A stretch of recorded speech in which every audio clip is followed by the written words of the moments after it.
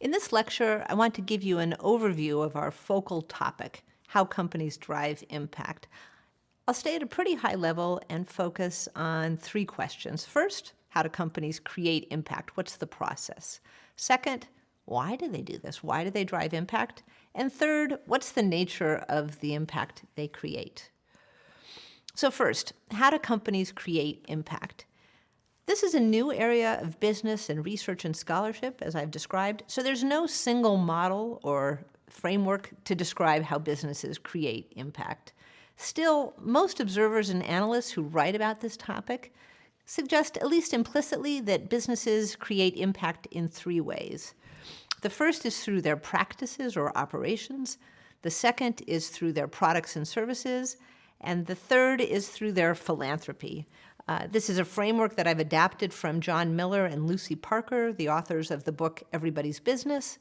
But if you refer back to the previous module and the typology that I borrowed from Fred Keller of Cascade Engineering, you'll see that there are a lot of similarities. So it's common to focus on practices, products, and philanthropy as three ways that companies drive impact. The first category, the first means of impact, practices, actually encompasses a variety of more specific practices, and I'm going to focus in this module on four of them. The first is employment practices. Who does a company hire? How do they hire? What are the kinds of benefits and working conditions they offer? So the first practice is employment. The second is the production processes or operations inside the company. What are the resources they use to make their products? How much harm, waste, or benefit do they create in the production process? The third is their supply chain management. How does the company source the products it needs to make its products? So a simple example of the supply chain might be the supply chain for a hotel. The hotel is going to need to buy furniture from furniture suppliers. They're going to need to buy linen and uniforms. They're going to need to buy cleaning supplies. They're going to need to buy maintenance supplies. The company can have influence on all of those other companies through their supply chain management systems. And the last process or practice that I want to highlight is investment. Companies actually invest in other companies. So we don't talk about that so often, but we're going to talk in this module about how companies are investing in other companies that have impact. Essentially, companies are themselves engaging in impact investing. So that's driving impact through practices, and specifically through employment, production practices, supply chain practices, and investment. Now, the second way that companies drive impact is really through the products and services they create. Often that's products and services that have a beneficial environmental impact, or maybe they're products and services that have a positive social impact through affecting people's basic needs, fulfilling their basic needs, and creating opportunities for people who might not otherwise have access to those products and services. We'll talk soon about some of those examples of products and services through which companies create impact. And the third way that companies may create impact is through their philanthropy, the money or time that they give away to benefit individuals, to benefit charities, to benefit nonprofit organizations. And we'll also talk about how companies benefit in turn from their own philanthropy. So I've discussed how companies drive impact. And again, it's through their practices, through their products and services, and through their philanthropy.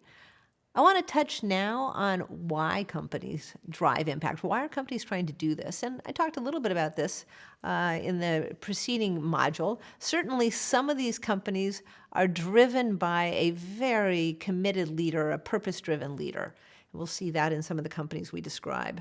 Other companies may be really thinking about how do they manage their own risks? How do they manage material risks? And these companies are particularly aware that hey, we may suffer from when their climate changes. If their climate changes, if there are forest fires, if there are rising tides, if there are hurricanes, that hurts our business. If there's social unrest, that hurts our business. If there's increasing inequality, that hurts our business. So for companies that are thinking this way, driving impact is both about creating good in the world, but it's certainly about protecting the company as well. Other companies may be really focused on taking advantage of market opportunities. They're looking at a market failure, they're seeing people who are not getting their needs met, and they're thinking, how can we serve those people's needs? One of the examples that I like to give when talking about this is microfinance. So the origin of microfinance is the realization that there were people who could not get financial services, who could not get loans, and if you could figure out how to get them microloans, you could serve these people's needs and make money in the process. Yet another reason companies are trying to create impact is to strengthen employee engagement.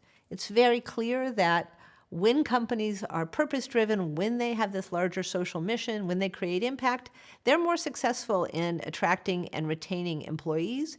They're also likely to be more successful in attracting and retaining customers as well. So lots of reasons why companies are trying to create impact. Many of them are trying to create impact for all these reasons. Finally, I want to discuss the nature of the positive social and environmental impact that businesses create. So in the next module of this course, I'm going to focus entirely on impact measurement. So I won't go into too much detail here. Still, I think it's useful to think about the dimensions of impact that businesses create. So one dimension is valence. Valence is really just a fancy word for saying value, or is the company's impact positive? Is it negative, or both? And I think it's just important to remember that lots of companies have both a positive impact and a negative impact. A second dimension of impact is really focus. What is the focus of the company's impact? Is it environmental change? Is it human needs? Is it empowerment? Where's that impact focused? A third element of impact or dimension of impact we might consider is depth. How deep or transformational is a company's impact on the people, communities, or geographies it targets? A fourth dimension is breadth. How broad is the company's impact? That is, how many people, communities, or geographies are touched by the company's products, practices, and/or philanthropy? And a last dimension is cost effectiveness. How much bang for the buck is there? I mean, what does it cost or what does it save for a company to have the impact that it has? So it's worth noting that these dimensions don't always move in lockstep. They're not necessarily positively correlated. Perhaps most obviously, the greater a company's depth of impact, the lower its breadth is likely to be. You can probably influence a lot of people relatively superficially, or a smaller group of people more deeply. Valence, as I mentioned, isn't straightforward or uniform. Some companies have a great deal of positive impact and a great deal of negative impact too. And of course, we see a great deal of variability in the focus of a company's impact. Some companies have impact across all three areas I've described, the environment, human needs, and empowerment. But most of the high-impact companies we'll describe in the next lectures tend to have a focus on environment or human needs, one area of focus or another. These nuances begin to suggest how difficult it can be to measure a company's impact precisely, and especially how difficult it is to compare different companies' impact. So I'll say more about that in my video on the upcoming video on impact and financial performance. Can companies have a positive social impact and make money too? But first, I want to bring in my colleague Nick Ashburn, Senior Director of Impact Investing for the Wharton Social Impact Initiative. So Nick and I can have a conversation to discuss in more detail, with more examples, how companies drive impact.